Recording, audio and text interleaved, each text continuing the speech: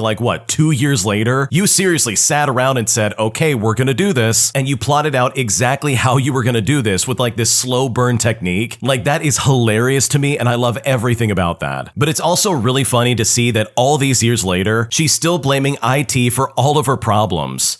Everything that she can't do, she's always looking to IT and being like, wait, no, it's their fault. But in reality, it's her own fault. She literally just can't do her job. So honestly, good for you for getting back at her for treating you so poorly when you work there. Her behavior and attitude is completely unacceptable, and I think it's really funny that you took her down in such a roundabout way. If you like Am I the Jerk, you're probably going to love Am I the Genius. Check it out, link down below in the description. description. Also, go to amithejerk.com/submit if you would like to submit your own stories. I kicked out my best friend from my house after she treated me like garbage by invading my personal space, going through my personal banking account, and mistreating my dog. And now I feel awful because I've lost a really good friend, and at this point, I seriously don't know what to do. Here's what happened. So as the title says, last week I kicked what I thought was a good friend out of my house because I can no longer take her antics. And honestly, I just wanted to get this out of my system. My friend Kendall and I met in university in 2016. Kendall is not her real name. We studied different majors, but we were from the same department, so we share many classes together and bonded over our passion for gaming and memes. Upon graduation, Kendall moved back to her hometown due to COVID and found a job there, and we kept in touch online through Instagram. About 3 years later, Kendall told me she found a better paying job in the city, so she's planning to move out of her parents' place. When I asked her about her plans on her accommodations, she replied by saying, "Well, that's the thing. I was going to ask if you have an extra bedroom that I could move into." For context, I've inherited an apartment from my late grandfather, which is a nice 3-bedroom, 2-bath near the city center last January, and I currently live there since it is closer to my workplace and it has all the convenience of public transport. After some thinking, I thought that there's no harm in living with Kendall since I considered us as close as friends. We discussed the terms of the rent, and a week later, Kendall moved into my apartment. And you know what? It was great at first. My home felt more lively than usual, and the thought of going home to a close friend warmed my heart, and it gave me a sense of security. Things were okay for a while, but then everything goes downhill super quickly. Kendall started complaining about many things at home, about her work, her savings, and how she feels homesick. At first, I was very accommodating, thinking maybe she just needs time to get used to the city life. I offered as much help as I can, even to the point of if she's low on money, that I don't mind voiding a month's rent if that meant I could help her achieve financial stability. I taught her how I save money, how I would live off of my then low salary with several commitments like my car, my dog, and a student loan. I grew up where my parents expect me to be independent, so I told her things that I would do when I was low on cash, how to get freelance jobs, as well as several other things. But she always seemed to have excuses for every suggestion that I have. Finding a freelance job is too hard, or how she couldn't let go of her premium junk food, that she isn't willing to cook or meal prep, and I eventually decided to just leave it as it is. After 2 months of living together, I realized Kendall started treating me as some kind of competition. She would constantly ask me things like how much money I would make a month, while also asking how much job hoppings that took. Anything that she thinks she's better than me at, she'll definitely pop that question to try and figure it out. She boasts about how loyal she is to her awful paying company, and how I would never be able to move up the corporate ladder as she called me an industry frog. She once snooped my savings balance and asked me how in the world I had so much money saved up, especially considering all my commitments. Now, mind you, she didn't have a lot of commitments since her parents paid off her student loans and fully paid off her brand new car for her. She then said that maybe I should stop collecting rent from her, and that's when I got mad. I told her if she isn't happy living with me, then maybe she should just move out. And when I said that, that's when the crocodile tears started to shed. She said that it was a joke and I didn't have to take her so seriously. She then begged for forgiveness and promised to never snoop on my personal items and details ever again. Well, I let it go once, but she kept bringing things up. She would say stuff like, "Well, you have the cash and a credit card." And she would say this every time I told her I'd rather stay home because I no longer have a budget to go out and have fun. Comments like these became more frequent when I got a new job 6 months ago. On top of that, she doesn't clean up after herself. She tried to flirt with my boyfriend and at times parked in my parking space when our initial agreement was that she would find her own parking space if she moves in with her own car, all because my apartment has only one parking lot per unit. The straw that broke the camel's back, though, was when I caught her kicking my dog in his abdomen when I got home from work. I yelled at her and I rushed to check my dog. Luckily, he was fine, but I rushed him to the vet for safety measures. I got home and she sneered that it was just a dog, and as a friend, I shouldn't treat her like that. I asked her why she kicked my dog, but she just didn't even answer me. She shrugged her shoulders and tried to escape into her room. Now, at this point, it was already about a year since Kendall moved in with me, but I finally lost my cool and I told her off, bringing up her problems and how I tried to be nice and accommodating. Then I told her I'm giving her a week to move out and that from then on, I would rather we keep our relationship casual or we don't ever talk at all. Kendall cried and begged me not to kick her out, but soon it turned into her screaming back at me, calling me a bad friend because apparently in her words, I didn't tell her off on how badly she was behaving. There was a lot of back and forth, which I don't remember what I said, but I remember eventually calling her an entitled brat. She cried again, saying it was uncalled for, and then she stormed off to her room. The next day, I was bombarded with text messages from other university friends, some of them calling me selfish and others sympathizing with my situation. Apparently, Kendall posted our argument on Facebook and Instagram, painting me to be the bad guy. I was upset at first, but I decided that after Kendall moved out, we would no longer be friends, as well as those who took her side of the story and condemned me. Well, last week, Kendall left, and I have changed the locks on my apartment. I curled up in bed and cried myself out, probably from the sadness of losing a friend, or maybe I'm finally letting out all of the frustrations. I am definitely still grieving about the loss of a friend, as I've had many good times with Kendall. For now, I want to focus on myself, and hopefully I will eventually get over this. Yeah, this Kendall person sounds like an awful individual. It doesn't sound like a good friend, and it seems like as soon as they moved in with you, their true colors definitely came out. It's one thing to have a friend and be on good terms with them for the most part, but it really is an entirely different experience to live with them because you learn very quickly if they're a good roommate or not. And honestly, from the looks of it, Kendall is definitely not a good roommate. I really think you did the right thing by kicking her out of the house, and if I'm being completely honest, the fact that she kicked your dog is like more than enough reason to kick her out of the house. Like her weird comments and even snooping through my personal items, I could get past all of that eventually, but the second you hurt my dog is the second the gloves are off. Like at that point, there's no mercy and you've just gotta go. So truly, good for you for putting your foot down and deciding that she has gotta get out of your house, because Kendall did not sound like a good person. And I totally understand that you lost a friend, but I think the peace you're gaining in exchange for this awful person will totally be worth all the trouble of getting her out of the house in the first place. I refuse to invite my stepsister to my wedding as she was such an awful bully growing up as teenagers. But now, as a result, my father is saying that he's not going to be going either unless I involve my stepsister in my wedding. And right now, I'm not sure if I'm the jerk or not. And at this point, I seriously don't know what to do. Here's what happened. My father remarried when I was 14 years old. His wife Mary and his stepdaughter Kayla were nightmares in my life. Kayla and Mary are not their real names. My father is wealthy, so we used to go to a fancy school. Kayla was very mean to me, and I had a hard time to the point that I had to move to another school because I simply couldn't take it anymore. One time, she convinced my father and Mary that I was pregnant, and it was so embarrassing because I hadn't done that yet, if you know what I mean. And yet still, she and Mary convinced my father that I should do a pregnancy test. Well, after it came back negative, she told some of her friends at school who are 1 year ahead of me that I got rid of the baby, if you know what I mean. And you know what? This bullying was nonstop. She would do anything to make my life miserable. Once she paid one guy at school to start a rumor that I did nefarious things on a certain guy during class. And when I was already going to another school, she told everybody at my old school that I left because I was caught stealing at the mall and that now I was in a youth detention center. My parents had split custody, so I used to spend 1 week with my father and 1 with my mom. After 2 years of this nightmare, I told my dad that I wouldn't want to stay at his place anymore and that our relationship was reduced to 2 weekends a month. My relationship to my father was non-existent during college days. He would send me money and call me once every month, and that was maybe about it. I went to his house 1 or 2 times during my 5 years in college. I then started dating my fiance 4 years ago, and I only introduced him to my father after more than 2 years of the relationship. I'm now getting married this spring, and we're going to marry at the beach in another country in Europe. Both of our families are wealthy, and we decided to offer the stay at the hotel for our guests, and that they'll pay for their own tickets. Because of that, we decided to settle on a small number of people to attend, maybe around 80 people, and of course, Kayla is not one of them. The wedding plan started 3 months ago, and my father knew I wasn't going to invite Kayla. However, he flipped out now and said that I need to invite her. But I said I'm not going to invite a person that I don't have a single good memory with to such a big day in my life. And you know what? We've been fighting about it ever since then. This last week, he told me that I shouldn't count on his money if Kayla isn't invited, with my mom basically saying that she'll pay for everything. After that, he said he's not coming to the wedding without Kayla, and I replied by saying fine, stay home then. My grandmother and my aunt are trying to convince me to invite Kayla simply for the sake of our family, but to be completely honest, I'm not even sure if we are a family. So honestly, I need to know, should I invite Kayla, even knowing that this is one of the biggest days of my life life, and she still makes me angry to this day. Am I the jerk if I refuse to invite her? What should I do? I don't think you're the jerk at all, and honestly, if I was in your shoes, there is no way I would ever invite Kayla to this wedding. She made your childhood and your life a living nightmare. She spread false rumors about you through your entire high school career, and honestly, she sounds like an absolutely awful individual. Always tried to find some kind of angle to put you down and treat you like garbage. And it really sounds like your dad and your stepmom didn't do anything to make it better. Here you are suffering and dealing with this garbage all the time, and nobody's stepping in to try and make things right. That, in my opinion, is so tragic, and it shows pretty blatantly that your dad clearly favors Kayla over you. And obviously, his reaction to Kayla not going to the wedding is so blown out of proportion, it's not even funny. He literally only wants Kayla to be at the wedding just so he can try and save face. And he also just doesn't like the fact that you're putting up boundaries about what you do and don't want at your wedding. Because I really think you have the right idea here. Kayla 100% would try to ruin your wedding if she had the chance. Because if she's willing to do that in high school, then I can guarantee you she would try to do that again. I'm also not totally convinced that Kayla has matured at all.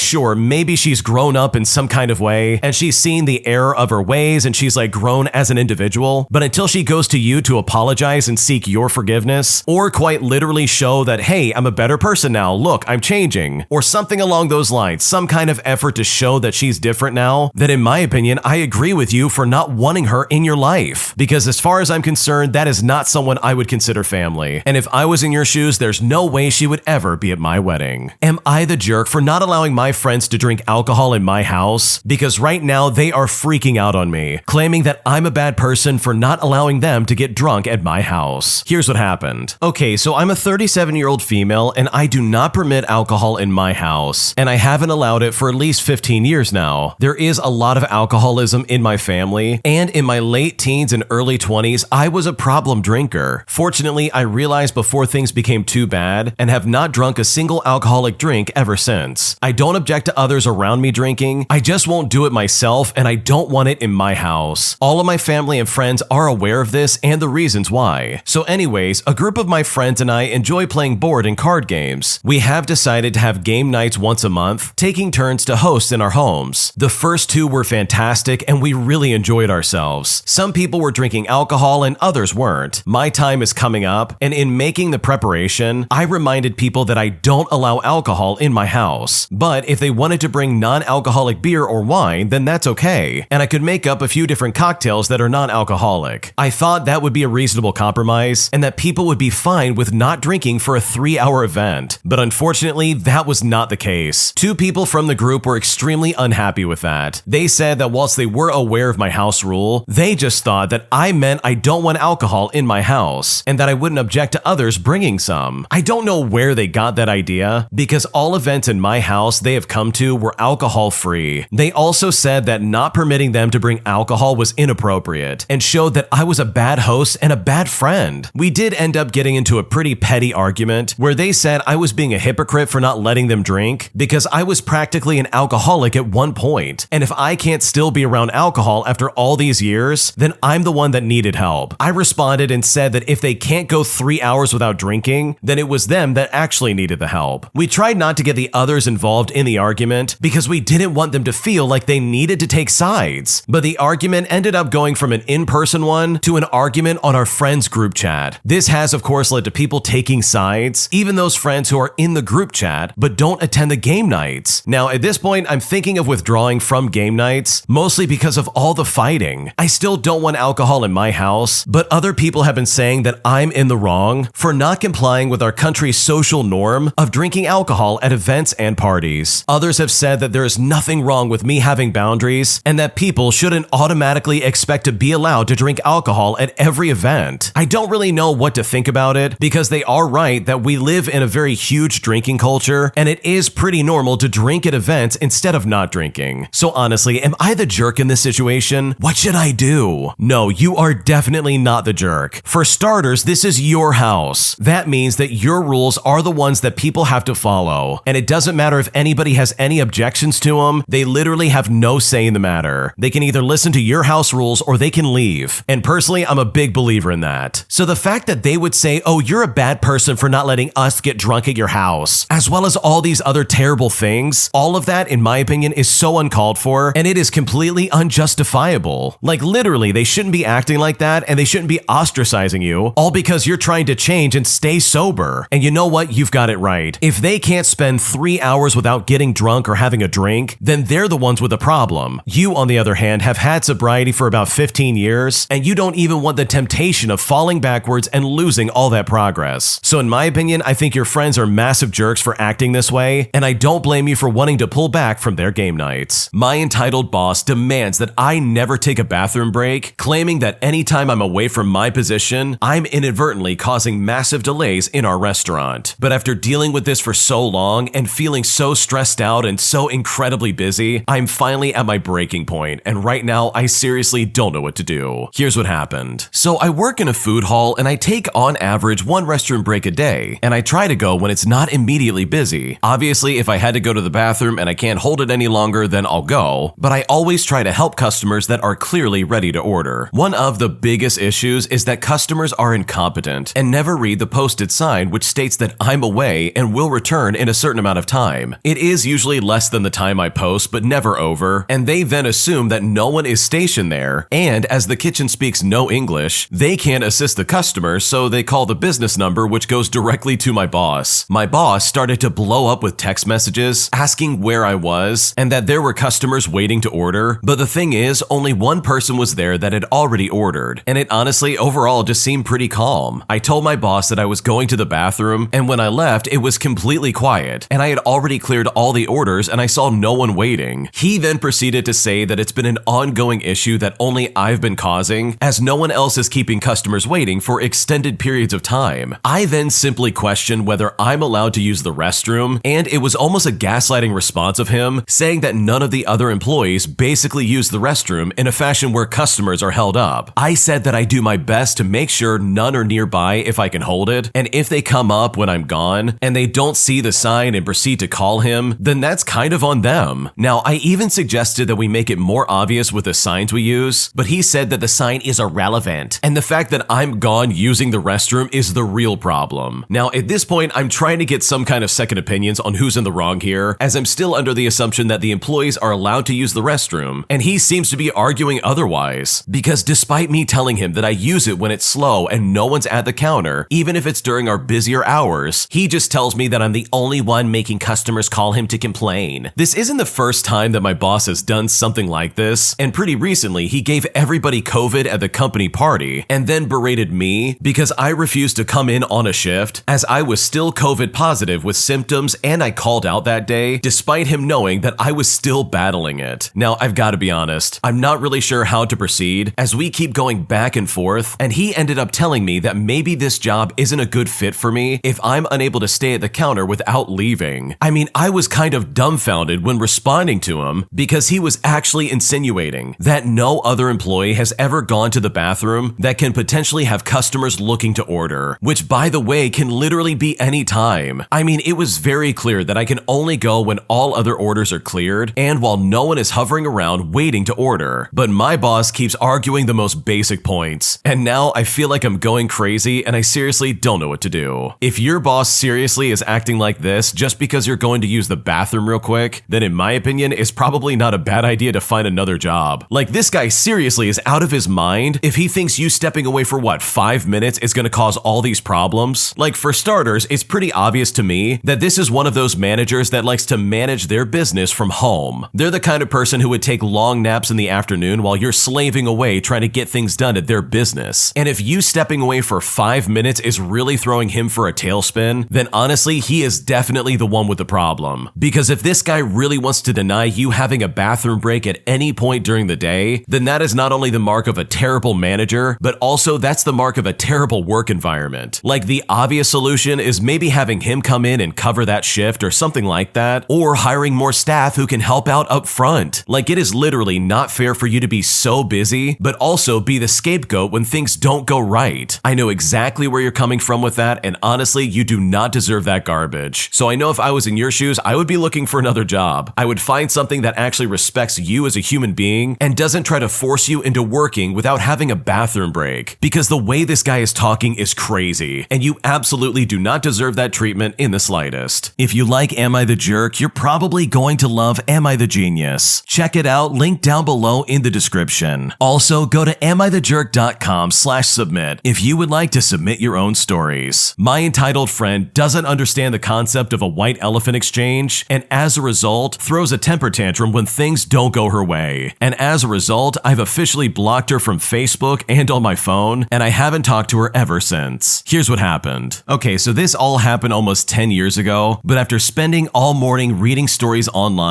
I felt like I should share my own experience. So at the time, I was a 30-year-old male, and for years, I was close friends with a woman we will call Brittany. Brittany is not her real name. Brittany and I had gone to college together, we had gone on trips together, and we were pretty much inseparable. She had always had a bit of an entitled streak to her, but it was never anything drastic. She usually kept it restrained to things like being the only one to pick which restaurant our group of friends went to, or having her seat in each friend's home. It was annoying, sure, but it was pretty mild overall. That is, until Christmas came along. A mutual friend of ours decided to hold a Christmas get-together for our large extended friend group, which included both me and Brittany. This friend, we'll call Mary, also not her real name, had recently gotten married and bought a new house with her new husband. We'll call the husband Matt for the sake of the story, also not his real name. Mary's wedding had been a small, private, family-only affair. To celebrate with friends, as well as celebrate their new house and the holiday, Mary invited about 30 people from our extended friend group to a big Christmas party. And honestly, it was wonderful. Mary has always been a wonderful cook, and she insisted on providing everything for the guests. She did all of the cooking, bought a ton of drinks, and made sure that none of her guests were without a drink or a plate of amazing food all night. Now, Mary had only one request from each guest. Each person must bring a gift to contribute to a white elephant gift exchange. Well, happily, especially given how much Mary and Matt shelled out to feed us all, we all bought a gift. For those not familiar with white elephant exchanges, this involves everybody bringing a wrapped gift. Then, one by one, each person chooses a gift from the pile. The first person opens his or her chosen gift, then the second person can either open a new gift or steal the first person's gift. The third can steal the second's or the first gift or even pick a new one. And it goes on and on until everyone has had their chance. Then the first person gets the last chance to steal. One rule put in place in a lot of these exchanges is that a gift can only be stolen twice. So if you are the third person to get their hands on the gift, it is yours for good, and no one can take it from you. And unfortunately, this was the downfall of Mary's gift exchange. At least when it comes to Brittany, that is. The gift exchange started and people were just having fun stealing blankets and candles and gift cards, and this is all amongst friends. I mean, no one was upset if their gift was stolen. I mean, it really was all for fun, and we were all friends, right? Well, Matt, Mary's husband, was really good at making his own beer, and as a gift in the exchange, he wrapped up a full case of his amazing dark stout that he made. One of our friends named Bob opened that gift and was excited, and we all knew how amazing the beer was, as we had all been drinking it all night at the party. Then our other friend Tim stole the beer from Bob, and we all just laughed about it. Bob was disappointed, but he gave it over to Tim in the spirit of the game. Then it was my turn, so I stole the beer from Tim, and just like Bob, Tim was disappointed, but he willingly gave me the beer and laughed along with his disappointment. Now, it's important to note that I was the third owner of the case of beer. That means that per the rules of Mary's game, I was safe from having the beer stolen from me. Well, it was Brittany's turn to go next, and she tried to steal the beer, but was reminded by several people that the beer had been stolen twice, so it was now officially mine. Instead of just picking a new gift or stealing someone else's, Brittany literally threw a fit. She started to say out loud, "All the other gifts suck, that is not fair. The beer's the only thing that I want. I would not have played if I knew this stupid rule." And she went on and on making comments like this. She was making everybody uncomfortable, especially Mary. Matt intervened and politely asked Brittany to just play along. He reminded her that there were still a few bottles of stout in the kitchen if she really wanted one. But no, Brittany just couldn't handle not having the full case to take home with her. She pouted and refused to pick another gift or play the game. So we just skipped her. The game continued on and everybody other than Brittany had a gift. With only one gift left, Brittany was forced to take that or nothing. She ended up choosing nothing, and on top, continued to complain about how unfair the rules were. The person who bought the unclaimed gift ended up taking it back and gave it to Mary and Matt as a housewarming gift. And once Brittany saw that, she stormed out and left. Now, I really thought that would be the end of it, but trust me, I was completely wrong. Over the next few days, I was blasted with text messages from Brittany demanding that I give her the case of Matt's beer. She didn't ask if I would share it, which I probably would have done. She demanded that I give it to her outright. She actually said to me, "You know the rules were stupid and it should have been mine." Now, when I told her no, she started to give me a guilt trip. She said to me, "You make more money than me, so you can buy expensive beer and I can't. I mean, we've been friends for so long, it's only right, because right now you're being really selfish." Eventually, the final message she sent me was telling me that she hopes I choke on the beer. Well, after that, I blocked her number, I removed her from my Facebook friends list, and I haven't spoken to her since. And I'm not the only one. Mary, Matt, and about 1/3 of the entire party have completely cut contact with Brittany. She lost a lot of friends all over a case of beer. And you know what? For the record, it was really good beer. And I thought about Brittany every single time I drank a bottle. Wow, Brittany in this story absolutely sounds super obnoxious. And I seriously can't stand personality types like this, where they are so entitled and narcissistic that if they're not having fun, then guess what? Nobody can have fun. Suddenly, the game's gonna be over because they're having a bad time, or because they feel slighted in some kind of way. Like, she very easily could have just played along and picked something else, but instead threw a temper tantrum like a child and ruined the atmosphere for everybody at that party. Like, this is a grown woman, by the way. This is someone in their 30s acting like that. Like, I can't imagine being that old and that petty and weird and still trying to call yourself an adult. Like, seriously, that's so weird. And this wasn't some extreme situation. This was literally a gift exchange with friends. Like, this was supposed to be like a nice get together for Matt and Mary for their new home, but here comes Brittany acting like an insufferable psychopath. Honestly, in my opinion, I don't think it's a bad thing that Brittany is cut out of your life, because based on the way she acts, I'm surprised she even has friends in the first place. So you know what? Good for you for cutting her off and knowing when to get out, because that lady was seriously entitled, because she would rather destroy her entire friend group than actually go along with a party game that isn't in her favor. And that kind of behavior, in my opinion, is absolutely unacceptable. Am I the jerk for refusing to hand over my college fund just so my little sister can get a surgery? Because right now, my parents are really guilt-tripping me, and at this point, I seriously don't know what to do. Here's what happened. So I'm a 17-year-old male, and I'm the oldest kid in my family. My parents have 2 biological kids, me and my 12-year-old sister, and they adopted my 4 other siblings. I had dozens of foster siblings over the years as well. My parents have struggled to make time and have the money for all of us. So that has meant a lot of sacrificing, and that has mostly been on my part. My parents were able to make sure all my younger siblings had at least one activity outside of school to do, but they never did that for me. I was forced to play football when I was 5 years old, but by the time I was 7, my parents had started fostering, and I was no longer doing that. And my siblings all get to do something that they like. Whether that's dance or music, there's always something for everybody else. The younger kids were all prioritized with school field trips, so they always got to go, while I haven't since I was 6 years old. The last time I asked was when I was about 9, and my parents told me to work for the money to pay for it. Well, my grandparents found out what they said and gave me the money, but my parents took it off of me to use for the household. And my grandparents were so mad at them for that. They delayed my tonsil surgery by 2 years because they prioritized 2 foster kids and 2 of my siblings' surgeries over mine. Well, my grandparents saw how much I was getting the short end of everything with my parents, and they decided to set up a college fund for me. It is a lot of money, and it really caught me off guard. And my parents know about it, but they can't access it. And they only know about it because of a fight with my grandparents over the lack of saving for my future when they have saved something for my siblings. My parents said the money my grandparents saved should be divided equally because $350,000 is a lot to save for one grandchildren when you have multiple. Now, that money is still there, and I do have plans for it, but my youngest sister is 5 years old, and she needs a pretty major stomach surgery. She's had a lot of health trouble since her birth, and my parents have paid a lot of money on her medical expenses. They were told this surgery could turn her life around, and it would give her a chance at living with less pain and stomach complications. It could also give her a more normal childhood because she can't do a lot. They don't have the money for the surgery, and they want me to give them the money to pay for it and for the expenses afterwards. They said they need $270,000 for the whole thing, and that maybe they can give me some of it back, but they might need even more if stuff gets more complicated. Well, when I told them that they cannot have that money, they lost it. They told me I was being selfish, and I argued that they take from me all the time. I asked why they didn't take the money they saved for all my siblings and use that, and why does it always have to be mine? But they said I am putting college before my sister's future, and they accused me of being unwilling because she's my sister through adoption and not because she's my biological sister. So honestly, am I the jerk in this scenario? What should I do? For starters, I think your parents are being very dishonest with you because this money probably isn't even yours yet. I'm kind of convinced that the only reason they're going to you instead of your grandparents is because they know for a fact they're not going to get a penny from your grandparents. But if they can guilt trip you into feeling bad about your sister needing surgery, then maybe you could get the money from your grandparents and give it to them. They're basically treating you like a middleman and they're making this your fault. But here's the fact of the matter. Not only are you not the jerk, but your parents are awful parents. They can barely take care of their biological children, let alone be a foster parent to 4 more children, or even the adopted one that they also have. Like seriously, why are they having so many kids in their home? Especially if they're gonna be neglectful towards some of them. Like in my opinion, that is a bigger problem than you having money for college. And you know what? You've got it right. You have absolutely gotten the short end of the stick on just about everything. And it's simply unfair for you to once again have to sacrifice your future all because your parents are not making correct choices. Because honestly, that debt is in their name. And just because you have money available for college doesn't mean that you should have to bail them out of making payments for the rest of their lives. Like that is their duty as parents and that does not fall on your shoulders at all. And in my opinion, I really don't think you're the bad guy by saying, no, I'm not going to give you this money. There are so many options for them for getting that money paid off, as well as several hospitals and organizations that would be more than happy to provide medical care for very cheap rates, or in some cases, just outright free. So no, of course you're not the jerk. Your parents are very selfish, and I think it's awful that they're seriously trying to drag you down this route once again, because I guarantee you, you will never see that money ever again if you give it to them, because in their eyes, they only see you as someone that they can take from. So for you to put your foot down and say that enough is enough, that in my opinion is a great step forward, and hopefully they get the message and you're able to move forward with your life. Am I the jerk for calling my step-sibling suffocating, as well as refusing to participate in a family vacation because of that? Here's what happened. Okay, so my dad got married to Elizabeth 4 years ago. Elizabeth is not her real name. I was spending equal amounts of time with both my mom and dad, and the custody schedule was me swapping houses every single week. Elizabeth has 3 kids from her first marriage, and those kids are 10, 8, and 7 years old. The kids were clingy from the day they moved in, but in June and July of 2020, I was living there exclusively because my mom ended up in the hospital. I couldn't do anything without the kids being in my face then, and every time I asked Dad and Elizabeth to help me stop them, they refused and the kids didn't listen to me saying no. My dad told me I would never get another chance to have siblings and to embrace and nurture the relationship with them. I told him that this was making them feel more like burdens than siblings, and he told me that I was too young to see them that way and dismiss my need for space. It was a huge relief when my mom got better and I could go to her house for breaks. By the time I was 12 years old, I had asked my mom if she could go to the court to change the custody deal so I could spend more time with her, and I was 13 years old when it was successful. My dad was upset, and Elizabeth was kind of mad that her kids would miss me more than they did while I was at my dad's. My uncles even said how strangely clingy the kids were, and they found it weird that every time I was with my mom, the kids would be asking when I would come home and why they couldn't see me. I wouldn't even be gone a day and they would ask that. They started that before we even knew each other for a year. I spend way less time with my dad now, and I went on vacation with him, Elizabeth, and the kids last June, and let me tell you something, it was absolutely miserable. The vacation was basically spending all that week with the kids and following them around and doing stuff that they liked. On Christmas Eve, I spent a few hours at Dad's place, and that's because the court still requested that. So I was there, and my step-siblings were being super clingy and telling me not to go and I should be with them at Christmas. And then they demanded they get invited to my mom's house, with Elizabeth asking how I could leave and miss out on a family Christmas and hurt my siblings so much. My dad also told me on the drive back to my mom's place that I should be taking my responsibility more seriously. I took a 3-week break from them, but the 10-year-old called me daily during those 3 weeks. Then my dad announced that we were going on vacation again in May, and he was saying it was a place that I wanted to go. But I decided right then and there that I was not going to ruin a place I had always wanted to go to by being smothered by my step-siblings. So I told my dad that they can go, but I won't be going along, and that I won't be going on vacation with them ever again. He was surprised and he told me that I had to go, and I said I don't need to go and I won't ago, and he asked me for one good reason why. So I told him straight up that my step-siblings would ruin it by suffocating me, and that he and Elizabeth would do nothing about it. My dad called my attitude nasty and said that I should be ashamed of myself for talking about them like that. So honestly, am I the jerk in this scenario? What should I do? I don't think you're the jerk at all. I think the way that Elizabeth and your dad are acting is completely out of line because they're basically not watching their kids. They're allowing them to climb all over you and suffocate you so much that it's making any interaction with them completely impossible. Like, they need to step up and be the parents and give them something to do when you're not there, or at least give you some kind of space. Like, that's just not okay to be treated that way. So honestly, if I was in your shoes, I would have done the exact same thing, because there is no way I'm gonna go on that vacation, especially if my step-siblings are still gonna act so clingy. An entitled couple lied about me to my manager, claiming that I was rude to them and that I rushed them out of our restaurant. And as a result, I'm now in trouble with my main manager, as my job might be on the line after this massive lie from these customers. And right now, I am panicking and I seriously don't know what to do. Okay, so I don't even know where to begin. Today, one of my managers took me aside and told me a table I had on Friday night called the restaurant today to complain that their food was cold. They also said that they didn't like how their steak was cooked, and I apparently refused to send it back to get recooked, with these people also claiming that I rushed them and I was overall very rude to them, forcing my head manager to give them a $200 food voucher, and that he is obviously very upset at me. Now, when my manager told me this, I was absolutely baffled. I worked the past 4 days and received very few complaints about food. I originally thought it was a table that didn't know a side dish was served cold, so I gave them a new side, but it wasn't them. So my manager let me know the day and the table, and in all honesty, I hardly remember them. The woman was the one who complained on the phone, but I only remember what the man looked like. I remember the woman was unsure about how her steak was cooked, and I offered to take it back and get it recooked to her liking, which is our restaurant policy, by the way, but she said it was okay and continued to eat her food. They never complained about any cold food to me. They gave me zero indication anything was wrong. I'm also very upset that they said I rushed them, because part of my spiel when I give them the check is to straight up tell them that there is no rush, that they can pay for their bill whenever they're ready, and that they can take as long as they want. The table also tipped me the full 20%, indicating they didn't take issue at the time with my service. It's known for my restaurant that they'll give food vouchers if a customer's unhappy about virtually anything about the food, which, by the way, definitely is taken advantage of. I can take accountability for my actions and own up when I mess up. I have only been at this job a couple of months and did struggle initially. I had a major mess up in relation to how a patron wanted their steak prepared about a month ago now, and was essentially told that I'm on thin ice and I need to straighten up my act. So now I've been very conscientious about everything that I do. I told all of this to the manager working today, and she said that she would vouch for me. However, tomorrow I'm working with my head manager, and I imagine I'll get pulled to the side again to talk about it. I mean, what do I say? I don't want to tell my manager that I think these people were lying for free food, but that is in fact exactly what I think. I mean, how can I advocate for myself without putting these people down? I seriously feel like I'm going to be fighting to keep my job tomorrow, all because these people wanted free food, and now I'm in such a bad spot, and I seriously don't know what to do. Wow, that's a really terrible situation to be stuck in. Like, for starters, I can definitely see a customer lying just to get free food. Like, I'm sure that happens all the time in your business, and it seriously would not surprise me if they did that to you in this instance. And this is not some kind of small voucher, by the way. This is a $200 voucher. Like, this is some serious money being spent at this restaurant. And from the sounds of it, it doesn't sound like this is some kind of like chain restaurant, but it really seems like this is some higher end place where like perfection is expected. So for these customers to really look at you, someone who is very passionate about what you do and someone who works really hard to do a good job, and just basically lie and be like, oh yeah, they treated us like garbage. It's like, what are you talking about? You're like ruining my life right now. You can't do that. So honestly, if I was in your shoes, I would be completely honest with everything that happened. I would literally stand up for myself, because from the sounds of it, you might be the only one doing that. Sure, the other manager would vouch for you and try and give you a good word, but in my opinion, I think your own testimony against these people and basically detailing out everything that you did do for these people, I think that all of that can go a long way in hopefully keeping your job. Because these people were clearly lying. It's not like you have a track record of being rude to customers or anything like that. You've clearly done your best, and it seems like you've only had one minor mishap with a patron in the past. So hopefully with all these things in consideration, you can still hopefully have your job the next time you meet with your main manager. Because honestly, from the sounds of it, it really seems like these patrons are trying to work the system. And for you to get caught up inside of that, honestly, in my opinion, is completely unfair. If you like Am I the Jerk, you're probably going to love Am I the Genius. Check it out, link down below in the description. Also, go to amithejerk.com/submit if you would like to submit your own stories. My entitled parents are refusing to allow me to move out at the age of 21 and instead are trying to force me to get a college degree at a university I don't even want to go to. And at this point, I'm at my breaking point and I now seriously don't know what to do. Okay, so ever since I finished school, I was forced to go to the high school of their choice. And finally, I was forced and partially manipulated at 19 years old to go to a university of their choice, studying something that they chose. And right now, I'm working a full-time job of my choice this time, of which they don't even know about. I mean, they think that I'm going to university, but instead I go to work. I am on the second year in this university, and as you can tell, I don't really go or study that much. I have so many failed exams, and I think they will expel me soon. So now, my plan is to leave this awful university, and then finally move out of my parents' house. I can't afford everything, such as food and rent and utilities, but the only problem is that my parents just don't let me leave. In the first year of university about a year ago, I managed to move out alone with a reason for studying for university. Well, about 1 week after I moved out, I told my parents that I will abandon this university and I will get a job. And when I said that, this led into a lot of fights, several thorough phone calls, as well as daily phone calls in the morning and night. And they would also come by my place a lot of the times just to argue. Eventually, after all this stuff going on for 2 months, they convinced me to come back home and resume university. Furthermore, I can do the same thing, telling them the truth and leave, but that would lead my parents into having more problems mentally, since they are so obsessed with the idea of me getting a college degree, which I do not want to. I don't care that we fight or whatever, but I can't stand the idea that they're taking antidepressants daily, and they're using this as a manipulation tactic just to make me come back to them. And right now, I seriously don't know what to do. Okay, so this is a really weird situation because it really seems like your parents are just trying to manipulate the situation and force you into something that you don't want to do. For context, the original poster is 21 years old, and honestly, at that age, if you do not want to go to college, then nobody can make you stay in there and get a degree that you don't want to get. And trust me, I hear exactly what you're saying. Maybe your parents have a lot of mental health issues and they're using that against you in some kind of way, but at the end of the day, no matter what they say or do, they can't force you to go to college if you don't want to go. If you want to work instead out of high school and do that and make money that way, then in my opinion, there's nothing wrong with that. But you've basically made it very clear that no, you don't want to go to university and you don't want to be around your parents and live with them. I mean, I know if I was in your shoes, I would be very miserable dealing with my parents every single day, especially if this is how they're gonna act. So hopefully this all gets worked out for you because what you're describing right now does not sound normal. And I seriously think it's not normal for them to try and force you to go to college, especially when you definitely have made it clear that you do not want to do that. My partner bought a puppy against my will right before we had our newborn. And now, as a result, that dog is an absolute menace. And at this point, I seriously don't know what to do. Here's what happened. So me and my partner have been together for around 11 months, and we conceived our beautiful baby boy really early into our relationship. She had a medium-sized dog and a cat, and I knew that they were part of the package since they were here before I was. Now, she is rather an impulsive buyer. I'm not the greatest myself, but I at least can admit it and include her on any big decisions. There was many times during the pregnancy that she insisted that we get a kitten or a puppy, but I always said no. I would say, let's see how things are when the baby is here. I knew that just having a newborn wasn't going to be easy. Anyways, in November when I was working in a remote location, she called me and said that there were these bad people that were going to get rid of this German Shepherd puppy on the side of the road, and that they said they would trade a puppy for an Xbox. She said that she wanted to foster the dog for 2 weeks until she finds new owners. I told her that I knew she would get attached, but she said that she wouldn't. I also reinforced that it would be extremely difficult to take care of our baby along with this new puppy. I told her that I cannot control the decisions that she makes, but that I hope that she would make a smart decision. Well, long story short, she got the dog. Now we have our newborn born late December, and honestly, this puppy has become a nuisance. The puppy steals the baby's clothing, it barks, urinates, and poops literally everywhere, and she does very little to prevent it. It also has chewed up most most of his pacifiers and bottles. I only found out because I asked her where they all went, and she said that she didn't know. But shortly after, I saw him chewing on a bottle. She was covering for the puppy and only admitted to it once I caught him in the act. I get extremely irritated because she just lets him get away with everything, and all I end up doing is disciplining and cleaning up after the puppy while working full time and doing most of the house tasks. When I get frustrated, she tells me that it's all in my head and that I shouldn't let it bother me because I'm allowing myself to get mad. I mean, I don't know what to do. I feel like this has become extremely disrespectful as she's made a decision that I didn't agree with, and now makes me feel bad for being frustrated and resentful about something I warned her about. I mean, should I leave? She won't budge on the dog, and she says that if I do that, I'll be ruining our son's home because of the dog. I mean, do I just stay for my son? The thought of leaving my baby boy makes me very sick to my stomach, and at this point, I seriously don't know what to do. Honestly, I'm really with the original poster on this one, because that child takes a major precedent over that dog. Now, obviously, I don't think it's smart to leave that kid behind and leave the relationship or something like that, but I do think for the sake of everybody else's sanity, that dog has got to be rehomed somewhere else. And I'm right there with the original poster. He literally said, hey, we have a baby on the way. Let's not get a dog as well on top of having a newborn baby. Because you know what? They're right. That baby is already going to be a handful, and the last thing you need is literally another mouth to feed that is only going to add more stress on the situation. So honestly, I don't think you're in the wrong, and I think the way that your partner bought that dog without you having a say in what happens, honestly, is completely unacceptable. An entitled jerk breaks into my house, claiming that he has stuff in my garage that he needs to get. And as a result, this guy got arrested, and he got charged with breaking and entering. Here's what happened. So Saturday night, the missus and I are lying in bed, trying to go to sleep when I hear some noise from the back door, with the storm door opening and slamming shut. I'm not fully asleep yet, so I put on some pants and a shirt that I can find, and I grab my pump action weapon, if you know what I mean. We move to the mountainside, and most of the area is still wooded, and living in such conditions makes wild animals a legitimate issue. Things like bears, coyotes, raccoons, and bobcats, and those are just to name a few. So as I'm moving to the back door, I hear a window break in the back garage. I look around and I see someone breaking into my garage. I then scream for my wife to call the sheriff's office. Around here, 911 doesn't work well for break-ins, as we are connected with a couple of counties, so it does get confusing for them, and we decided that a quicker response by calling them directly would probably work. I'm now in go mode, thinking that some junkie is trying to score some tools for some quick cash. I got out of my house and I noticed this person's truck still running, so I did the only thing I could think of and took the key out of the truck and I put it in my pocket waiting for the deputies to show up. Fast forward, and it took them about 20 minutes to show up. One was state police and the other was local sheriff deputy who were doing radar 10 miles up the road, and my wife and I knew the both of them. With my weapon in hand, I told them that someone was in the garage, and I haven't approached it yet, but I do have the key of the guy's truck. So they go in and they deal with the situation, and they find this dude passed out on an old bench seat, which was for an old truck I have by my tool bench. They wake him up and then they arrest him with little to no issue other than him screaming profanities at them. They told me that I can press charges and come in on Monday to file the paperwork, stating that he's not getting out anytime soon, and on top of him breaking in, he's being charged with a DUI. So yesterday, I spent the day traveling to fix the window that this jerk broke, since there are no stores that are open on Sunday in my local area. While in my travels, I'm still fuming at the fact that I'm having to do this repair on a piece of junk door from the 70s. My wife was telling me to maybe let him go with a warning, but I'm having none of that. So this morning, I went to the sheriff's office, and the same deputy was there that arrested this jerk. So I decided to ask him how the ride was with that dude in the back of his car. And this is basically what the officer said. The officer said, "Why did you break into the garage?" And this guy said, "I was trying to get my stuff back, but someone changed the lock." The officer then said, "You know they purchased that place from Kevin 2 years ago, right?" Now, when the officer said that, this jerk said, "What? That doesn't give them the right to change the lock without telling me." But the officer responded by saying, "Well, yeah, they can. You haven't been in that house in like 4 years, and I was the one who got you out of that house for getting into a fight. That's twice I get to arrest you on the same property." This guy then said, "But he shouldn't be entitled to change the locks though. Where else am I supposed to go?" Now, in terms of the property itself, we purchased it from a guy named Kevin, who is a school board member, and gave us a decent deal on the property. He had the property as a rental for his nephew for a few years, and when his nephew started walking in his dad's footsteps mishaps by getting drunk and getting in fights all the time, he evicted him from the property 2 years before we purchased it. When he evicted him, he emptied the contents of the garage as all scrap metal. Now, Kevin had other renters on the property after, but he sold it to us because he didn't want the responsibility of it anymore. Well, this guy's being charged with trespassing, as well as criminal trespassing, breaking and entering, driving under the influence, as well as property damage of less than $500. And honestly, with all things considered, I seriously hope I never have to deal with this guy ever again. Wow, the guy in this story who broke into your house is so far out of line. Like seriously, there is no good excuse for breaking into somebody's house, whether you know them or not. Like that's a really good way of getting hurt, or at the very least, just getting arrested. So good for the original poster for getting the police involved and getting this guy off of his property. Because in no way are you required to let him come on your property looking for stuff that he left behind. That is honestly weird and nobody should ever have to deal with that. Am I the jerk for supporting my grieving best friend, especially after my girlfriend just had our first baby? Here's what happened. So my girlfriend and I have been dating for the past 2 years, and 2 months ago we welcomed a beautiful baby boy in our lives. I'm a 20-year-old male and my girlfriend is 19 years old. Things have been kind of hectic, but we have been managing. And yes, before you say anything, I realize that we're very young to have a kid, but we're in love with each other and we're both very mature for our age. So we believe we're ready to start our family. My girlfriend chose to keep the baby, if you know what I mean, and this is all for religious reasons. And we have financial support from my parents, so we don't have to worry about money. Now, I have been best friends with this other girl who's also 19 for about a decade. She is kind and funny and pretty, but we practically grew up together, so I've only ever seen her as like a sibling. She has supported me through thick and thin, and we have been there for each other during our hardest times. Around 3 weeks ago, after my son was born, her 13-year-old sister tragically passed away. She was absolutely heartbroken and was struggling to cope with the loss. Her sister was the only person in her family that she had a good relationship with, and my friend is blaming herself for not being there for her. She has a distant relationship with her mother, her friends from school now live very far away, and she's quite introverted, so she hasn't made a lot of new close friends. So I'm pretty much the only support she has. I went to the funeral with her back in our hometown. I bring her her favorite food to make sure that she eats something. I message her every day to see if she's doing well. She's battled with depression before, and I'm terrified of losing her too. I hang out with her a couple of times a week. We go on walks, we watch movies together, we sometimes read together at the library, or even do some baking together, as well as painting with her, playing video games, and going on picnics. And these are all activities that she used to love doing with her sister. We reminisce about all the fun memories we had with her sister, and it's never become anything more than platonic. Apart from spending time with my friend, or in class and doing assignments and studying, or even at work, I spend the rest of my time supporting my family, helping with taking care of chores around the house, as well as bottle feeding and bathing my son. But recently, I've been getting into arguments with my girlfriend. She's been suspicious of me spending all my time with my friend, knowing full well that I'm simply supporting her. In the first month after our son's birth, I did everything I could to make motherhood easier for her, and I still would have if it wasn't for someone I love and care about deeply going through such a hard time. I have been completely honest to my girlfriend about helping my friend, yet she started accusing me of neglecting her and our son and saying that I only cared about my friend because I had a crush on her. I empathize and understand that she's having a stressful time adjusting to parenthood, especially after an unplanned pregnancy, but I think I should be allowed to support my best friend with her grief. So honestly, am I the jerk in this scenario? What should I do? Yes, you are absolutely the jerk in this scenario for several reasons. First of all, I feel really bad for your best friend's sister passing away, and honestly, that is awful. I really do feel for her situation, and honestly, that is a terrible thing to go through. But literally, it does sound like you have a second girlfriend with this best friend. Like, think about it. You're describing her as funny and pretty and kind, but you always backtrack by saying, oh, it's just platonic. Meanwhile, you're practically dating this lady while your girlfriend is solo taking care of this baby. It honestly sounds like your schedule is already incredibly busy, so the fact that you're trying to find more time to spend time with this best friend of yours instead of spending time with your girlfriend and your baby honestly is weird to me. Like, if my friend's sister passed away, I would be there for her. I would even show up for the funeral, which I think is a fantastic thing to do, but I wouldn't then spend every waking moment with her instead of spending time with my girlfriend and my son. It almost seems like you're using your best friend's sister's years passing as some kind of like license or permission to spend all your time with this girl. And maybe you don't see that you're actually doing that, but trust me, from my perspective, it really looks like that. So hopefully you can get this figured out, because honestly, this is not a good look. Because from the outside looking in, it really seems like you have two girlfriends. And I think it might be time to take care of the one that just gave birth to your son, instead of the other one that clearly is a little bit more than just being friends. Am I the jerk for canceling my sister's visit, even though her therapist said that she needed a vacation? Here's what happened. I want to start off by saying that all names in this next story are fake. About 3 years ago, my stepsister Daphne got pregnant. She and her husband Jim were thrilled, but found out at the 20-week scan that the baby had a congenital condition and would be born severely disabled. Daphne decided to keep going with the pregnancy despite Jim's protest, and eventually they split up, with the both of them eventually getting back together in time for their son Liam to be born. And today he is now 2 years old. Over the last 2 years, Daphne's and Jim's mental health has declined significantly. Daphne used to be a positive and pleasant person, but now it's impossible to have a conversation with her. She is malicious, envious, and flies off the handle at any perceived slight. When I was having my child, I didn't speak to her for most of the pregnancy because of how bitter and narcissistic she was. We don't live close to Daphne, so rarely we see her in person, but I heard she was getting worse from our parents. In early November, Daphne had a mental breakdown. She trashed Liam's room completely and vandalized Jim's car in a fit of rage. This was enough to finally get her moved up the waiting list for mental health services, and she was able to start therapy. She reached out to me during this time, and we had a few conversations, and I invited her and Jim to visit my husband and I for a vacation at our beach house in March. Then we saw Daphne and Jim over Christmas, and it was awful. Daphne could keep herself in check for a couple of hours, but then she would revert back to her old self. She would swear constantly, and while I know Liam can't understand her, I think swearing at kids isn't okay. Whenever I express concern for her, she would just snap that I need to get off my high horse about having a perfect child. Jim was snapping at her constantly. He would also constantly ask to hold or play with my child, to the point that it was honestly getting so annoying. Overall, the whole Christmas break was just the whole family being anxious over the situation. My husband finally said a week ago that he didn't want Daphne and Jim visiting, and I agreed. I called Daphne and I said that something had come up with my husband's work and we needed to cancel the trip. Well, Daphne was furious. Apparently her therapist had been saying how good this break would be for her and that I owed her this one thing to help her. Eventually she gave up and said that I was a horrible person for pulling the rug out from underneath her, and then she hung up. I feel bad if I'm derailing her recovery, and even my parents think I shouldn't have canceled, which is making me rethink things. They saw how absolutely horrible she was to me over Christmas, and they saw how obsessed Jim became with my child, and they still think that I should have put that aside. And they're not normally the keep the peace type of people, so maybe I really am wrong here. So honestly, am I the jerk in this scenario? What should I do? No, you are not the jerk in this situation. Your sister and her husband are weird. Your sister has violent outbursts and she's angry all the time. And honestly, that trip sounds like it would have been a nightmare if you had to go on it. So no, you are not the jerk. Anyone who says you are is completely out of touch, because Daphne's behavior absolutely should not be tolerated. My entitled Karen HR manager decides to suspend me from work after only being late to clock in by 1 minute. So I decided to maliciously comply and get some petty revenge, resulting in abject chaos, as well as the CEO needing to intervene just to make sure that a massive, expensive project doesn't go down the drain. And I've honestly never been happier to get revenge in my life. Here's what happened. Okay, so to start things off, for the past 5 years, I've been working at this mid-sized tech company. It's been great, or at least it was, until 6 months ago when we got a new HR manager by the name of Susan. Susan is not her real name. Now, Susan is the kind of person who loves the rules a bit too much. She came in with this idea of revolutionizing the workplace, but all she did was implement a bunch of unnecessary and strict policies. The one that really got under everybody's skin was her new attendance policy. It stated that if anyone was even a minute late more than 3 times in a month, they'd face immediate suspension without pay. No excuses, no exceptions. This was crazy, considering we're all seasoned professionals and we're definitely not school kids. But Susan was adamant and the policy was enforced to the letter. Now, I'm usually very punctual, but life happens, right? Well, just my luck. I ended up being late 3 times in 1 month. The first was because of a massive traffic jam. The second was due to a power outage that affected my alarm. And the third, well, I just overslept slept. Each time I was barely 5 minutes late, but Susan didn't care, so she slapped me with a suspension notice. I was fuming, but then I remembered something important, namely our employee handbook. I had read that thing cover to cover when I first started, and something about the suspension policy stood out to me. I dug up my copy and found the section I was looking for. The policy stated that suspended employees must leave company premises immediately and are not allowed to engage in any work-related activities during their suspension. And it's right about then that a plan started to form in my head. You see, at that time, I was in the middle of a critical point for a major client. It was a huge deal for the company, and I was the lead developer. Without me, the project would grind to a halt. So I decided to follow Susan's policy to the letter. The next day, I walked into Susan's office and handed her the suspension notice, along with a printed copy of the employee's handbook suspension policy. I then told her that as the company policy, I will be leaving the premises immediately, and I will not partake in any work-related activities during my suspension, and that includes the Johnson project. Now, when I said that, the color drained from her face. She said to me, "You can't just leave the Johnson project." But you know what? I just shrugged my shoulders and I said, "Company policy, Susan. I'm sure you wouldn't want to break the rules." I then gathered my things and I left the office. Fast forward and the fallout was immediate. The project team was in disarray without me, and the client was getting antsy about the missed deadlines. The CEO himself called me 2 days into my suspension, begging me to come back. But I explained that I was merely following company policies as enforced by Susan. Well, fast forward, and to make a long story short, the CEO had to intervene. My suspension was lifted and I was back at work the next day. And do you want to know what the best part about this was? Susan's ridiculous policies were all reviewed and mostly scrapped. She is still with the company, but let's just say her enthusiasm for rulemaking has significantly diminished. Honestly, good for the original poster. That is such a funny way to get revenge. Like, here's the thing. If you're just a few minutes late to work, it is really not that big of a deal, especially as an adult. Like, things can happen out of your control, no matter how early in the morning you get up to go to work. So when the electricity goes off and it destroys your alarm, or if there's some kind of like traffic jam or some kind of like accident, like that's not your fault. You should not be penalized for that. So the fact that Susan was really going to treat you so poorly and seriously suspend you for being just a few minutes late to work throughout the month, that is seriously going so overboard, it's not even fair. And I just love the fact that out of anybody there who could have been suspended, she decided to suspend the person who's leading the development for this big project. And I just love the fact that she's like, "Wait a second, no, you can't go." But it's like, if you're gonna follow the rules, then so am I. So hopefully this never happens again, because honestly, this Susan lady sounds absolutely obnoxious. If you like Am I the Jerk, you're probably going to love Am I the Genius. Check it out, link down below in the description. Also, go to amithejerk.com/submit if you would like to submit your own stories. My coworkers, family, and neighbors think that I'm some nefarious person, as I'm coming to her house just to try and pick her up for dinner. And honestly, with all things considered, as well as how intimidating all of them were surrounding me, I am seriously just glad that I got out unharmed. Here's what happened. So on Saturday night, I was supposed to go to dinner with some folks from work, including a girl who said she needed a ride. Her car isn't the most reliable, so I said that I would give her a lift. She's about 10 years younger than me, she's the shortest girl at the office, and she is very, very Hispanic. And of course, I say this not as a put down, but it's essential in the context of the story. I set off a few minutes early to the address I'd been given and wound up pulling up to a home with signs outside that said, "Smile, buddy, you're on camera." And when I saw those, I grinned. I liked the attitude that those signs displayed, and I just really hoped I was in the right place. So I texted the girl from work and I told her that I was ready for her, and she said that she'll be right there. So I got out of my car, did a bit of a stretch, and then leaned against my car and started going through my phone. While I was waiting and minding my own business, I sensed that somebody was approaching. What gave it away was someone saying, "I think you came to the wrong neighborhood," with two other guys chuckling at the line as they approached. They looked to be about my age or maybe a bit younger, between their mid-20s and early 30s. I didn't see any tattoos, but they were all about the same size, and they had 3 to my 1. And those are not the kind of odds that you want to see. I started doing that thing people do when they're about to panic and they're trying to calm the situation down. So I was waving my hands up and down, and I was saying to them, "Hey man, I'm just doing my thing. I work with a girl that lives in this house, and she asked me to give her a ride." I turned to point at the house in question and was greeted with a sight of an older man holding a baseball bat, leaving the house and also approaching myself and my new friends. He was smacking his palm with the bat and chuckling in a menacing fashion as he came. While I was busy staring at the man with the baseball bat, all three of the other dudes started to invade my personal space. The older guy with a baseball bat comes up while still smacking his palm with a bat, and in a tone that promises violence is imminent, he said to me, "You should get in your car and go home before something bad happens." Now, at that moment, I was torn between just sticking around and doing my own thing, as I mentioned earlier, and also thinking, oh no, this could be really bad. But thankfully, my saving grace rapidly approached. A gray sedan was driving up the street, and upon seeing me surrounded by other people, absolutely floored it and squealed into the driveway of the house. Out of the car flew the girl I was supposed to give a ride to, and she was angry. She immediately starts speaking Spanish rapidly and in a furious tone. I swear, her temper added a good foot in height while she read all four of the dudes who got in my face the riot act. She actually started shaking a finger under the noses of the first bunch of dudes, who all made sorry noises in Spanish and slunk off towards wherever they came from with their metaphorical tails between their legs. And then our hero turns on the man with the bat, who has since hidden the bat behind his back like that's gonna save him. While all this is happening, the other occupant of the car has gotten out. It's our hero's grandmother, and she's walking her way down the driveway, completely bypassing the girl from work and the man with the bat to come up right to me and start to talk to me. She says to me, "Oh, you're the nice man who fixes my granddaughter's computer when she cries about it. It's so nice to meet you. Thank you very much for driving her to dinner. Please try and make sure she doesn't get into any trouble." I said, "You're very welcome," and then she said, "You know, I don't think my granddaughter needs much looking after, nor do I think that I want to be the one to tell her that she can't do something that she wants. That seems unsafe." I finished in a musing tone, while the man with the bat, who was indeed my coworker's father, continues to get scolded. Then the sweet old lady laughs at something that I said, and then her tone shifts, with her barking something in Spanish, in a tone reserved for little boys who have gotten a case of the clevers. And then she points at me and my coworker, and then growls something else. Now, I have absolutely no idea what was said, but the Batman is now looking at the ground. He walks over and takes the nice woman's elbow and leads her up the stairs and into the house. Now, I'm just stood there trying to figure out what in the world just happened to me. And I think the slackjaw gave it away, as my coworker says to me, "My dad thought you were my boyfriend and called some neighbors. I'm really sorry. Are you ready to go?" And honestly, with all things considered, that truly was one of the scariest moments of my life. Man, I don't know what I would have done in that situation. Here you are trying to pick up a coworker, and suddenly it's a 4-on-1 fight, and one of them is sporting a baseball bat. I'm pretty sure if I was in the original poster shoes, I probably would have just gotten in my car and left and let my coworker pretty much sort it out from there. But good for you for somewhat standing your ground, as well as getting out of that situation unharmed, because honestly, that whole scenario sounds incredibly scary. My girlfriend of 2 years suddenly took everything and left me without saying a thing. And at this point, I am still blown away and I seriously don't know what to do. So the title pretty much says it all. 5 days ago, I tried to call her a few times throughout the day while I was at my tattoo shop just to check on her. We both do it daily and we chat, but she didn't answer and didn't call back. And later on, it went straight to busy. I eventually got worried if she's okay, but checked her Instagram and then other messaging apps that she has, and it's right then that I understood I was blocked on everything. She didn't block my business number, but eventually she blocked that one as well after I tried on that number too. I came home to see that along with her personal belongings, my cat, my laptop and iPad, as well as my drawing tablet and tattoo machines were all gone. Also her favorite cologne of mine and her favorite leather jacket of mine. Everything was completely missing. All of it gone with no notes. And I have nothing to understand any of this. Recently, she's been asking me for more money here and there, and I gave some to her the 2 times that she asked for it, and that was so she could buy a new iPhone and some other little things. I don't care about the money. I make enough to rebuy the things, but I feel awful and broken. I also miss her and I literally don't know anything. I think I should be angry or hate her or something like that, but she was the best before leaving suddenly. She's beautiful, she's very introverted, she wants to be back at home all the time, but talks a lot to me and our friends, and she has had a history of depression. She hasn't looked depressed since the first couple of weeks of us dating, and yes, she gets sad moods every now and then just like anybody else, but I've tried to be there for her. Her therapist kept saying that she's doing great for a long time, and I don't believe that she was struggling with depression. I don't know where she is, we didn't fight, I mean we never did, and whatever way I try to reach out to her, she blocks it. All her friends are my best friends or their partners, and all of whom she has also blocked. Her only friend I knew and had the contacts for lives in another city now, and told me that it's not her business, but also told me that she answered her call too, and that she's very sorry. I just don't understand understand what happened. We painted together, we watched great movies together, we worked out, we talked and laughed. We had a good life. We would even go shopping and have date nights and parties. I absolutely insanely love her, and she does too. Well, I thought she did at least. And I've had enough relationships to know that she did. Not long ago, when I had visited my old man, she FaceTimed me to talk in my earbuds through the night and just to hear me breathe. It's probably cringe to you, and it would be to me, but that's just how close we are. So I really don't know what happened. She had asked me to get a very specific ring with a very specific jewel a year into our relationship, and we talked about it a lot, including our future. She was so excited that I cared to have the ring made, and it wasn't a super expensive ring to sell. She asked for one made of a certain wood. From her family, I've only met her sister. Everyone else who's close family to her is abroad. Her sister tells me weird things, like asking me why I left her and what I've done, as well as asking me where she is. She eventually stopped messaging me after I stopped replying time and time again that I'm just as confused. I'm at the point right now where I don't know what to do. I can barely eat anything when I get home, and I feel sad a lot, like my heart is about to explode in my chest, and I find it hard to breathe. I didn't tell this to my friends either. I just told them that we broke up when they asked why she's blocked all contact. Should I just forget about all of this without knowing what happened? What should I do? This is a very suspicious situation, and honestly, I would probably go to the police. Like, she ran off with your cat as well as your belongings and just cut town and blocked you everywhere. And now nobody knows where she's at or anything along those lines? Like, that sounds really sketchy. Also, your girlfriend stole your cat, which, by the way, the original poster has had that longer than he's known his girlfriend. So for her to just take that as she's walking out the door is just really weird and super obnoxious. But also, more to the point, I'm so sorry that you're dealing with this. Like, honestly, this is crazy. Your girlfriend who loved you and had a good relationship with you just gets up and leaves without any kind of warning? Like, seriously, what is going on? That is super unfair to you, and honestly, I hope this all works out in your favor. My entitled mom is fine with my brother moving to Italy, but doesn't want me to move to South Korea for some reason. And at this point, I feel completely blindsided, and I seriously don't know what to do. Here's what happened. Okay, so to start things out, my fiance and I have considered moving to South Korea. Personally, I don't have anything keeping me to where I live. I have lived the same boring life in my depressing small town, and I am craving something so different. My fiance doesn't care where we live as he doesn't have a strong preference. With our idea of moving to South Korea, my mom has had numerous meltdowns and manipulated me into telling my fiance to stay in the US. She has even heavily suggested he applies to grad school so that he can have a better future in the United States, and even had him considering to switch majors because she didn't think that he would have a bright future with the major that he was studying. My fiance also couldn't work due to being on a student visa. He could have worked easily in his home country, and my mom made it such a big deal that he couldn't work at the time. We have even thought about living in South Korea for a little bit of time for a few months or a few years, and I really want our future baby to spend time in South Korea. We are now thinking about the first few years of our baby's life to be in South Korea, and then when the baby reaches the age of 5, we will bring it back to the United States and have it start school here. My mom has further made that an issue and told me that I can't keep her grandchildren away from her. I'm honestly sure that she would try to bring me to court all over this and say that I'm denying her rights as a grandparent. But for this, I'm going. I am not going to give up on this dream of ours, and our baby will live sometime in South Korea. Last night, my mom's friend was over for dinner, and my mom revealed to us that my brother is thinking about buying a house in Italy and might be moving there. Now, I was completely shocked, and I said out loud, "Are you kidding me? I can't move to South Korea, but my brother can move to Italy?" My mom's friend chimed in and said, "Well, it's safer in Italy than South Korea, all due to North Korea's issues." I said to my mom's friend in a sarcastic tone, "Trust me, it's very safe in South Korea, but thanks for your concern." Well, my mom just sat there in happiness while continuing to talk about her excitement of my brother buying a house in Italy and maybe moving there eventually. So I'm Italian American, and my mom is very prideful of her Italian culture. When it comes to South Korea, my mom believes it's unsafe due to North Korea, and she ignores anything I tell her about how safe it is within the country, and that a lot of Koreans don't see North Korea as a threat. My mom is also scared that if I move there, then I will never come back to see her ever again. And yet, my brother can move to Italy. I'm truly disappointed and very sad. I had to give up my life in South Korea because of my mom's manipulation and emotional breakdowns. And my fiance made such a big compromise just for my brother to get praised for buying a house in Italy. So am I wrong for feeling completely blindsided? What should I do? Honestly, the way your mom is acting is super toxic. She is clearly showing favoritism towards your brother and just making up ridiculous excuses as to why you can't move to South Korea. But I think you can hold on to the hope that eventually, one day, you and your partner can have your own life, and your mom will hopefully not play a role in derailing it in the slightest. Am I the jerk for not allowing my mother-in-law to come over to my house unannounced anymore, all because she has constantly overstepped my boundaries and caused a lot of problems for me and my newborn son? Here's what happened. So I've been with my husband for 3.5 years and married for just over 1. This past November, we had our first child. My husband is an only child and his father was never in the picture, and him and his mom have never really been close. Now, for a little bit of backstory, we are both at odds with my mother-in-law, and it all started less than 24 hours after I had my son. My husband and I both told my mother-in-law and my mother that we did not want our son's birth turned into a photo opportunity. People taking pictures of me have always made me feel uncomfortable, and my son had some complications immediately after he was born, so he was rushed to an ICU. I wasn't able to see him for roughly 9 hours, and once I was allowed to go see him in the ICU, my husband went with me as this was the first time I was officially meeting my newborn son. The next thing I know is that I look up and see my mother-in-law using this opportunity as a photo op. And when I saw this, I was fuming. These were not the first pictures I wanted of my son or of my husband and I with our son. The next morning, my mother-in-law decided she wanted to come back and see our son, who is now safe and in our room. Now, I am running on maybe 2 hours of sleep, but still said I was okay for her to come along. Once she was there, I didn't really interact with her. I was just trying to rest up. And after she left, she ended up calling my husband. And this is when he decided to call her out on the photo op and how she completely violated a boundary that we clearly set. And you know what? Her response absolutely floored me. She began yelling at my husband, saying that I hate her and that I don't like her and I never have, and that I am so hateful towards her. She said her reasoning for taking the pictures was because she thought that we would want to remember that moment, and in her mind, it was a big deal, and she didn't see the point of getting upset. Once all this happened, I decided I needed to distance myself from her and just focus on my new family. And you know what? My husband agreed with doing this as well. Fast forward to about a week and a half ago, and my husband and son had been sick for over a week. I was out doing errands and getting groceries, and my mother-in-law asked me multiple times if I wanted anything from Sam's Club. Now, I would constantly tell her, no, but thank you. But she was doing the same thing to my husband, and he would also respond by, no, we're good, but thank you. Well, I returned home and my son was screaming. He had not slept all day, and we decided to try for a nap. My husband finally falls asleep, and I finally get my son to fall asleep as well. Maybe about 10 minutes later, there's a knock on my door. My dog goes flying and barking her head off, waking up my son. I answer the door and I say, why are you here? And my mother-in-law said that she wanted to bring me a rotisserie chicken, a trash can, and laundry detergent. I told her we already said we didn't want anything, and to not show up at our house unannounced, and that the next time she tries to give us any random stuff, I will immediately return it to her, as we don't want anything from her. Well, as you can imagine, she got angry and said that she will never come over or speak to us ever again. Then she slammed the door and walked off. So honestly, am I the jerk in this situation? What should I do? Yeah, your mother-in-law is absolutely being crazy in this situation. She's coming over unannounced, and she's clearly crossing boundaries that you very clearly set up. Like, it really shouldn't be that hard to listen to what's being said and stop trying to insert herself into the situation, all under this lie that she's helping in some kind of way. Like, I totally get it. Maybe she's excited about being a grandmother or something like that, or she wants to be involved and help out, but you know what? From the sounds of it, she has only been a hindrance. She's not respecting the fact that they are parents now, and they get to call the shots in what happens in their marriage. So no, you are definitely not the jerk. Your mother-in-law's acting weird, and honestly, I don't blame you for acting the way that you did. When you subscribe, make sure to hit the bell to turn on notifications. To finish listening to all the stories, check out the playlist at the top of the description. And if you like Am I the Jerk, make sure to subscribe to Am I the Genius. Everything will be linked down below in the description.